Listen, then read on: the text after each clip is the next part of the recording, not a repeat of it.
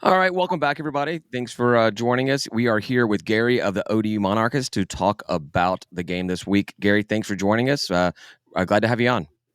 Yeah, thanks so much for having us. I think I was on here 2 years ago, last time we come down to Georgia State, so good to be back. Yeah, it's been a minute. It's good to get you back. I think we had a scheduling snafu last season where we were not able to talk, so good to get you back on.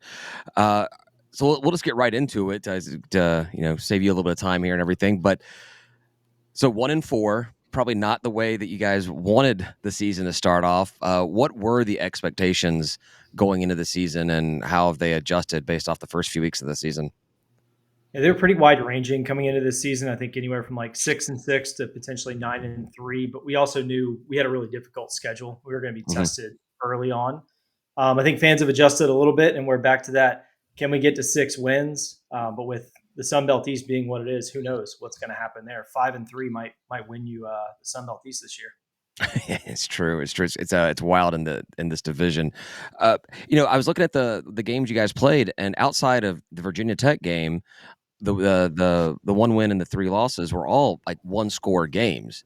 It's you guys are right there in the game each week. It's just I guess over Bowling Green we're able to come back and win the game, but it's just fallen a little short. What has ODU not been able to do to actually get over that hump in these other games? We've had a lot of problems on offense. Last week down in Coastal Carolina, that was probably the best that our offense has looked all year, with getting 37 points up on the board. Just something wasn't right, whether it was offensive line, quarterback play calling. We just couldn't seem to get anything going on the offensive side of the ball. When we opened up at South Carolina, we had made some big plays in that game offensively to get ahead at one point and be right there with them, but we fumbled twice inside of our own 10-yard line, and that led to both of South Carolina's touchdown drives in that game. So just offense just not seeming to get it right, but I feel like we've taken a big step forward in the last couple of weeks. That sounds very similar to our start to the season and what we've had to go through with a new team, and that we opened up at Georgia Tech just down the street, and in the red zone three times in the first half, and walked away with 3 points total. So kind of sucks. Tim, you got a question for Gary? Yeah, I mean, I guess I look at your games, and you got to go right to South Carolina. Obviously our head coach went there. I mean, you guys it must be frustrating as all get out if you were leading at South Carolina and it just slipped away somehow. Like Yeah, that's it was frustrating. Like, I think a couple days later, we were like happy because all right, we were in the game. We were expecting to get blown out. I think we were like 24-point dogs, right. and we were right there in it. But then you think about the way we lost. It's like, man, if we just didn't fumble inside our own 10, like this game's over. South Carolina wouldn't have scored a touchdown otherwise. So I think Exactly. got really high on the defense and got pretty low on the offense. And that had stayed relatively true, got better for Bowling Green. We looked good coming out of the bye week. And then last week, the defense has the problems now, and the offense is clicking. So it's the worst game of whack-a-mole ever. Yeah, I was looking at the same thing, Tim, with that the South Carolina game to start, because and I know the expectations from a lot of other fans outside of Old Dominion. I think most people had either Georgia State or Old Dominion as last place in the East in the preseason polling, but then you go and you do end up losing to South Carolina, but you lose in a 4 point game where you were leading, and so I loathe moral victories, but you got to be feeling pretty good about your team, and then basically pulled a Georgia State over there. It's what we're used to seeing out of our program. Yeah, snatching defeat from the jaws of victory, I think We is know it we've all too come to well. say that a lot.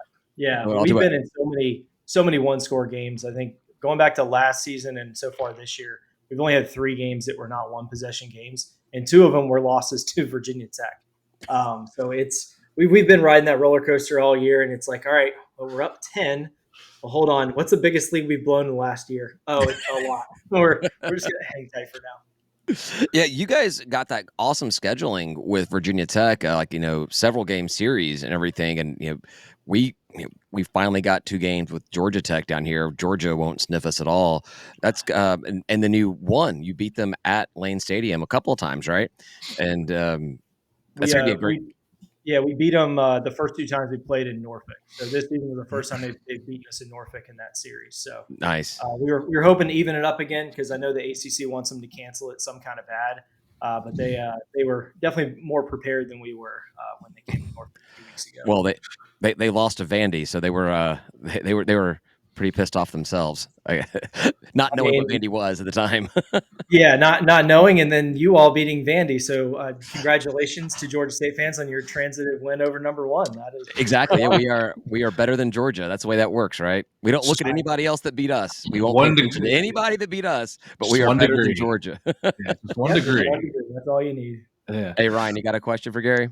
Well, I sort of did, but you might tell me that it's not a good question at this point because you were mentioning how it's like whack-a-mole, and God knows we know how that is, where it's like 1 minute you got a good offense, the next minute you got a good defense, but you never have good anything in any particular game, or you never have both of them going in Right. any particular game.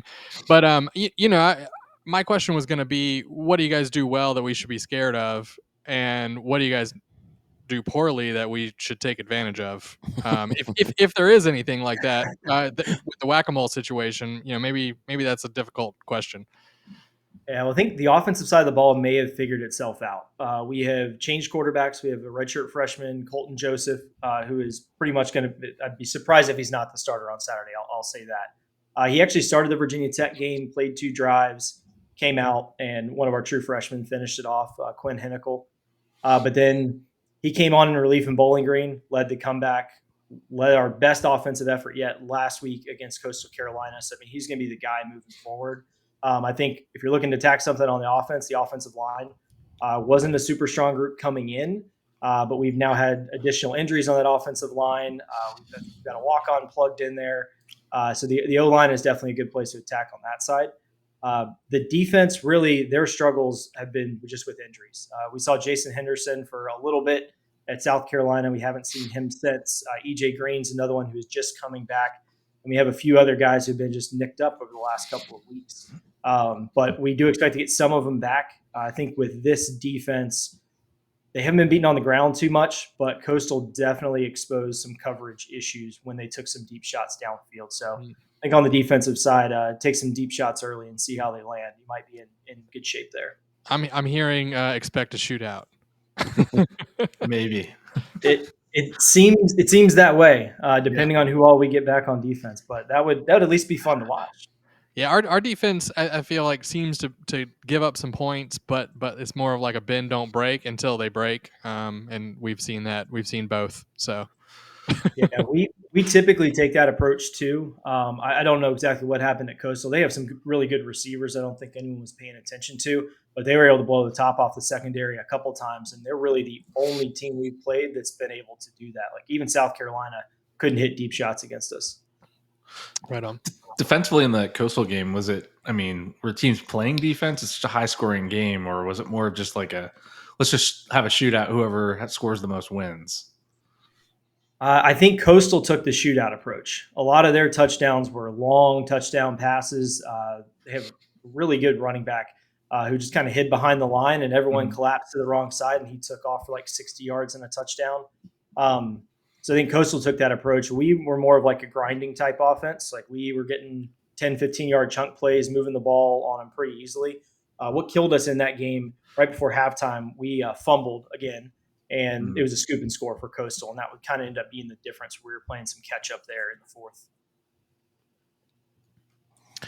How have the fans reacted to the season so far? We got all pumped up because we beat Vandy, and then we hosted, after a week off, we hosted our big rival in the Trash Down South, and we actually had a great turnout. Georgia State's always made fun of for our attendance, and we actually had a great turnout for us. And then we, screwed the pooch and got embarrassed at home by those guys. What's the fan support been like with the season for you guys? Are they coming out? Should we expect some fans coming down to Atlanta? What's it going to be like? Yeah, our home games have been great so far. It helps when you have opponents like East Carolina and Virginia Tech come into town. We'll see what that looks like next week when Texas State comes in. But I think the fan base is just a little bit irritated after the Coastal game. Like we kind of knew the first 3 games were going to be tough, and we got through them. We only got really kind of blown out in that Virginia Tech game, and really that was all just fourth quarter. But I think losing to Coastal kind of ignited some like, what are we doing? We're 1-4, kind of gloom and doom. But I would assume there'll be a couple hundred ODU fans down there. I'll be down there myself. I'm actually be in the press box for the game. So yeah, they had a good turnout last time we were down there, and that was not a fantastic season. So I would expect a couple hundred down there, getting loud in one of the end zones. I'm Well, sure. make sure you swing by the tailgate on your way in. We're right in the front, so right behind the Hank Aaron statue. So swing by. Okay, awesome. I'll definitely swing by it's there. kind of hard to make it inside the stadium without walking past our It's just tailgate true. setup. I was gonna say the same thing. So absolutely swing by, but I guess press box you won't be able to indulge in some of our Golden Panther beer and everything before heading up there, because that's why we're not in the press box, is they want us to be sober. We're like, that's not happening. Yeah, that's the only downside. I had to suffer through that crazy Bowling Green game in their press box as well. I felt like I was like shaking and was going to throw up on that last drive. I was like, I'm not supposed to cheer or drink, but I want to do both right now. Get me out. And then you go Golf to clap. the press. You have to go to the press conference afterwards, and you're still just like waiting to get that get out of there and be able to be you again. Is that how it works? 'Cause I don't know. Oh We don't yeah, know. yeah. And we didn't have there's not a visitors press room at Bowling Green. We had to do it in the hallway outside the ODU locker room. So you can just imagine the audio quality we got with 100 guys in a room screaming right behind us. That's great. Well, it looks like nobody has any clue what's going to go on in this game. I think when the first lines came out, I think Georgia State was favored by like 4 points. That's moved down to 1.5 points now. ESPN has a GSU with a 50.3% chance of winning, getting as close to saying we don't know what the hell is going to happen. How do you guys feel going into this matchup? I think we feel pretty confident coming in because this is the first time we've had an offense that's been able to put up points in quite a while. So we feel good on that. And it's like, all right, we fixed the offense, but we're very nervous about the defensive side of the ball and who we're getting back. And if we're going to look like we did at Coastal, where we kind of got carved up, or if they go back to their old ways of really not allowing a whole lot on the ground or in the air. So I think we're confident, but I think the line has moved to the right spot where it's essentially like a pick 'em, or I think Georgia State maybe 1.5 point favorite. The only thing that I will guarantee is that based on ODU's history, it will be a one-score game, one way or the other. So that's about all I can reasonably guarantee at this point. That's honestly, I was feeling pretty confident. Then I pulled up your record and saw that you were hanging with everybody basically, and that to me is scary for my team. So that makes me nervous. But we'll see if we've worked out all the kinks. I mean, this will be the second start for Colton Joseph, and we'll see how that goes. You've got a whole game of film on him. I'm sure you're doing some prep for it, because I know you all do good film prep, because I think that's how you beat Vandy. You were ready for that weird, funky spread option they brought from New Mexico State. And we're just better than Bama is all it is. So no biggie. That's very true. You might have a transit of the best win in the Sun Belt. It might be better than any other Power 5 win. Well, we were hardcore paying attention to what is potentially our best win of the season, and Bama. Saban's on the record being like everywhere is hard to play in the SEC except for Vandy, right? I mean, it's the definition of overlooking a team. So it is what it is. I think, but my favorite Also, we're tweet better I've than seen Bama. we are through all of this was Georgia Tech saying that they didn't believe that Georgia State would be a better quality win than Florida State coming the end of the season for them. So I don't think anyone saw that coming. Yeah, we didn't either. That's awesome. That's awesome. So you talked about the quarterback situation. One of the things that Coach McGee said in his presser today was that they're actually preparing for multiple quarterbacks, possibly seeing both quarterbacks out there. Do you think that ODU would just play both quarterbacks, or it's got to be something's not going right and they're trying to throw something in there to kickstart the offense? I think there's kind of a shell game going on. We've actually seen it. I think Virginia Tech had prepared for Colton Joseph, and he started the first two drives and got pulled pretty quickly, and then Quinn Hinickle finished it out. I think it's kind of more of a shell game at this point, but I think if anyone other than Colton Joseph starts on Saturday, you may have a bit of a mutiny on your hands with ODU fans. Hey, Tim, we haven't heard from you in a minute. You got any another Good question. Tim always comes up with the stuff that I think I'm going to ask, and then he actually he Not, actually does ask it. He's not, got the quality questions. not tonight because I did -1 prep. So, I mean, other than looking at our records, obviously for both teams, it's not a do or die game, but neither of us want to be 0-2 in conference play. I mean, No. looking at your schedule,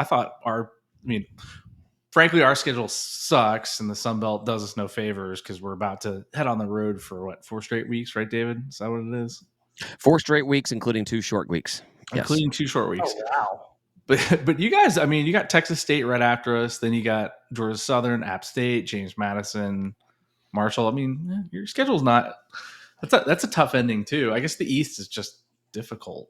Are there any games in that slate you're really worried about as far as like how the rest of the season's going to go?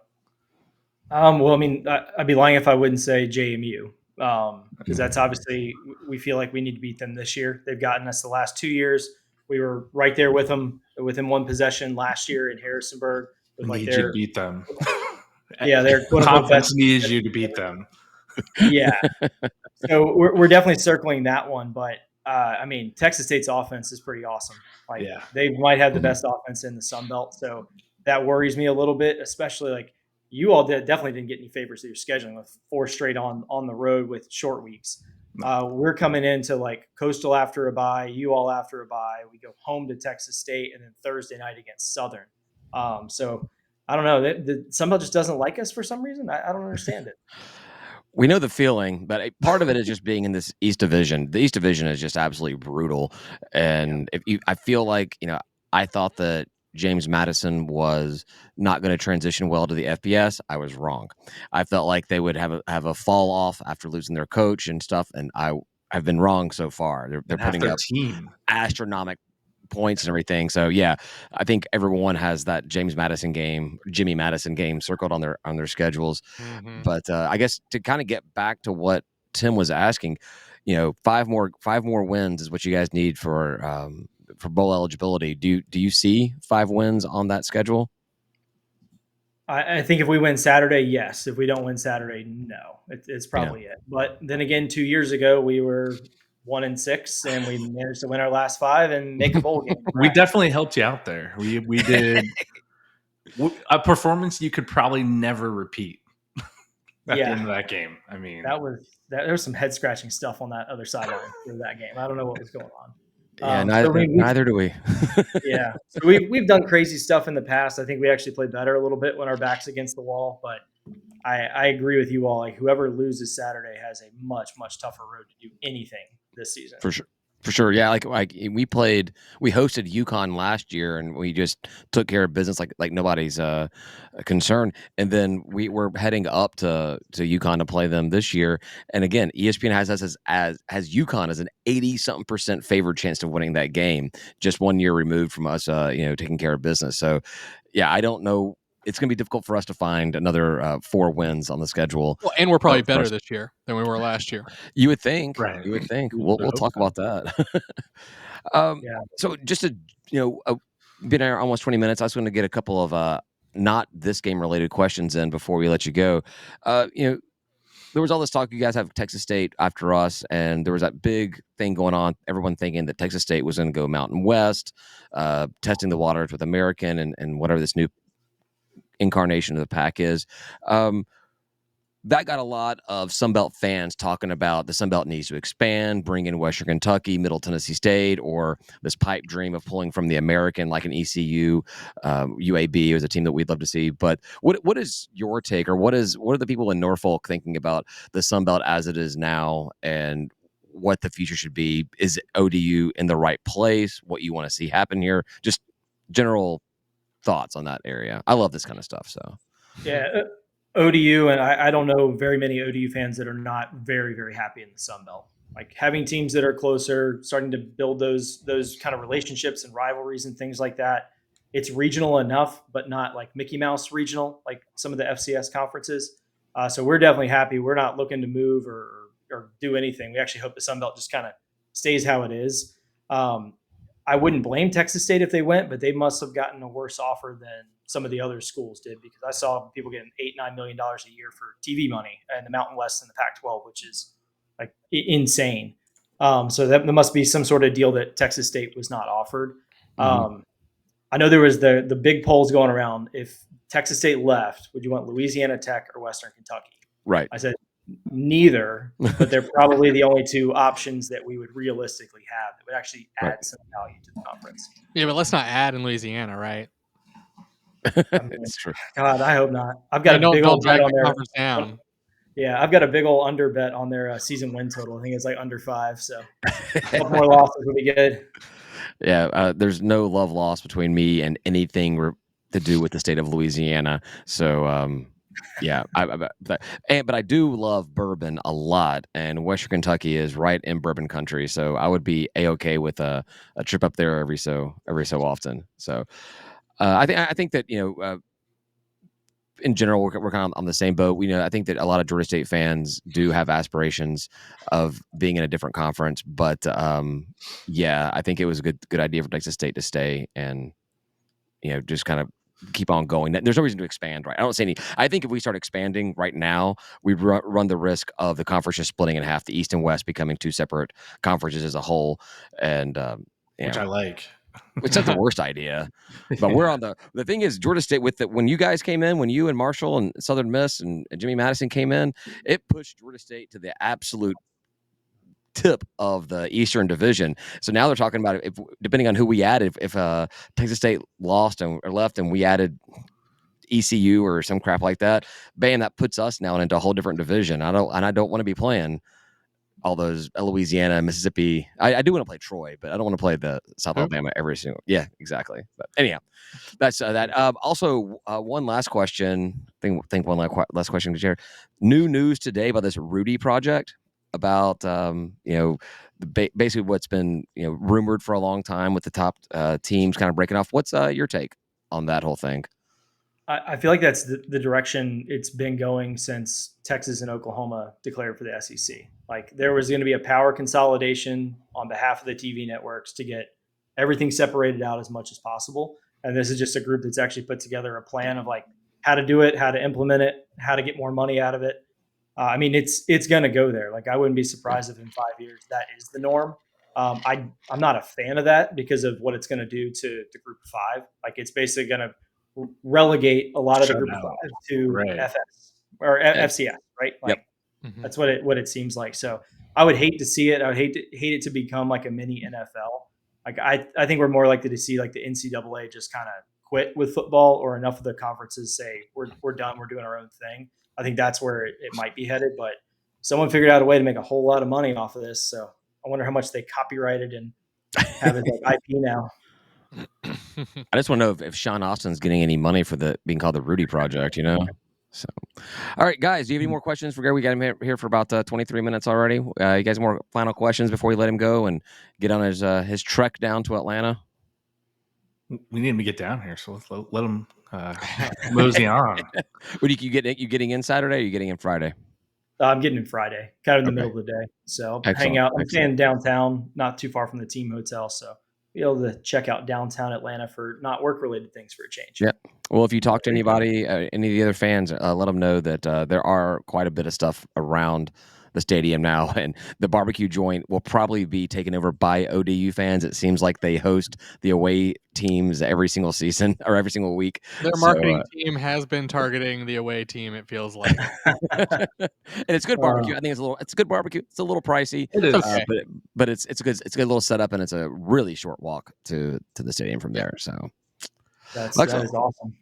Well, thanks a lot. Really appreciate you joining us. We do look forward to seeing you on Saturday. Best of luck to all the games after Saturday. And hope you guys get out of Atlanta not too injured. All right. I appreciate it, fellas. Have a good one. See you Saturday. Thanks, Gary. Thanks, Gary. Appreciate it. See you Saturday.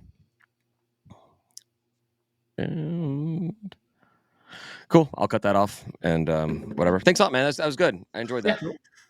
All right, fellas. I'll catch you later. Or never mind. You said good. Oh, no. It's fine. It's fine. I had BS questions, so it's fine. Oh no, you're good. Yeah. All right. I'll I'll come look for y'all at the tailgate. There's an alumni tailgate in, I think, the back of the parking lot closest to your new basketball arena, and that's where we had it last year. So I'll swing by through that whole thing before I go in. All right. Awesome. Sounds good, man. We'll see you Saturday then. See you Saturday. Awesome. See you later. See you, dude. Yep.